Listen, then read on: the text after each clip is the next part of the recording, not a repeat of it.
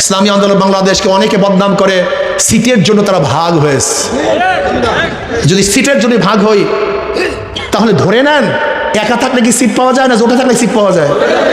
তা সিটের জন্য ভাগ হলে তো জোট করতাম, তা ভাগ হইলাম কেন? এই বোকা নাকি? এতটুকু সেন্স নাই না? মাথার মধ্যে এতটুকু সেন্স নাই? যদি সিটের লোভী ভাগ হই তা জোটে থাকলে সিট পাওয়া যায়, একা থাকলে সিট পাওয়া যায়? কথা বলেন না কেন? তা আমরা একা হইলাম কেন? না, আমরা জোটের থেকে ভাগ হয়ে সিটের জন্য নয়, ইসলামের জন্য, শরিয়ার জন্য, কোরআন ও সুন্নাহর জন্য। মানুষকে বোকা বুঝাও, বোকা বুঝাও মানুষকে। আমরা কোরআন ও সুন্নাহর জন্য আলাদা হয়েছি, ইসলামের জন্য আলাদা হয়েছি। ক্লিয়ার কাট কথা। যারা ইসলাম চান হাত পাকায় ভোট দেন, আর যারা আমেরিকার মডার্ন ইসলাম চান অন্য জায়গায় গিয়ে ভোট দেন। যান। যারা চাঁদাবাজি চান অন্য জায়গায় গিয়ে ভোট দেন।